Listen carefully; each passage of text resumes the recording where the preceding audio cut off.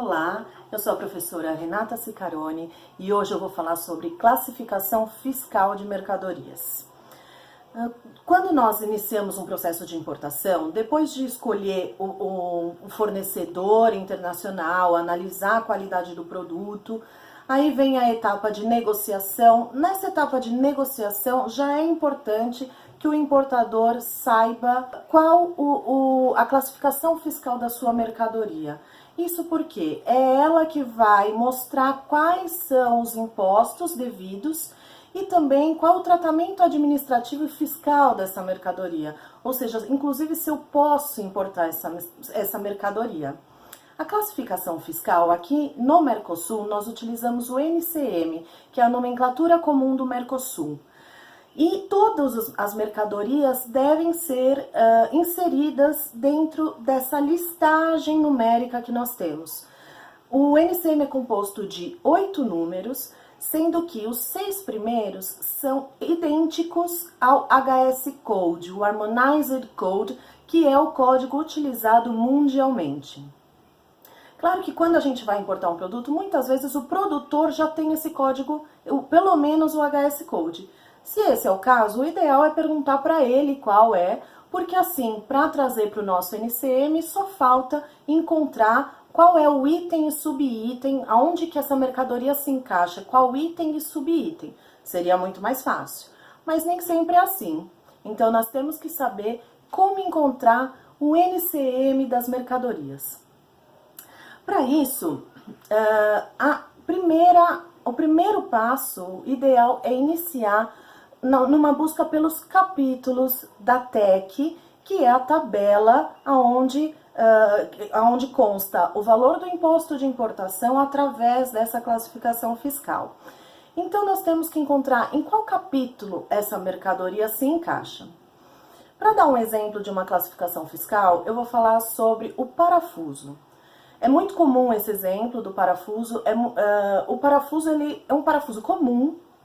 Nesse caso, ele vai ser utilizado em uma aeronave, mas é um parafuso comum que eu posso utilizar em qualquer objeto.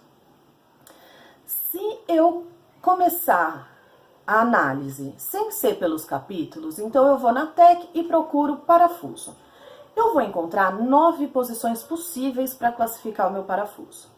Então, eu vejo lá, por exemplo, o NCM 73181400, que fala sobre parafusos perfurantes, ou até o NCM 73181200, que fala sobre outros parafusos para madeira. Qualquer um dos dois, teoricamente, pode ser. Mas quando nós vamos no título do capítulo dessas NCMs, ou seja, o capítulo 73, né, o capítulo é representado pelos 2 primeiros números da NCM, nós vemos que esse capítulo 73 é voltado somente para obras de ferro fundido. No caso, um parafuso comum não é de ferro, normalmente ele é de alumínio, então eu não poderia classificar ele nessas 2 NCMs. E aí eu vejo uma outra lá, 39269090. E aí, quando eu leio, é parafusos e porcas, perfeito, né? Mas, quando eu vou ler o título desse capítulo 39, eu vejo que ele é para plástico e suas obras. Parafuso não é de plástico, então eu não posso classificar meu parafuso aí. Outra posição, a gente tem a informação de que ele vai ser usado numa aeronave. Então, eu vejo lá que existe um capítulo para aeronaves e que o NCM é 88033000, ele é para partes e peças de uma aeronave. Tá ótimo, então pode ser esse. Na verdade, o capítulo 88 ele é voltado para as aeronaves, mas quando nós buscamos na NESH, a NESH é um conjunto de normas que faz parte da TEC e que dirige o caminho para que a classificação seja feita da forma mais correta. Quando nós procuramos na NESH, lá fala que esse NCM só pode ser usado para peças e partes exclusivas de aeronaves, que não é o caso, já que o parafuso pode ser usado em outros lugares. Então, eu também não posso classificá-lo aí. Se eu tivesse, desde o início, buscado primeiro pelo capítulo, do primeiro em diante, eu teria encontrado o capítulo 76.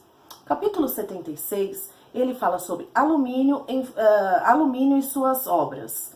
Então, aí eu posso começar, meu parafuso é de alumínio, então eu posso começar por aí. Visto então o capítulo, a gente passa para a busca da posição. A posição é o terceiro e quarto número da NCM. E aí nós começamos do 1 em diante e vamos tentar encontrar aonde o nosso parafuso se encaixa. Então, olhando lá na TEC, nós vemos a posição 01, alumínio em forma bruta, não seria. A posição 02, desperdícios e resíduos e sucatas de alumínio, também não seria. E assim por diante. Não encontramos uma posição em que ele se encaixe diretamente, mas ali, a última posição, que é a 16, tem lá outras obras de alumínio. Pode ser.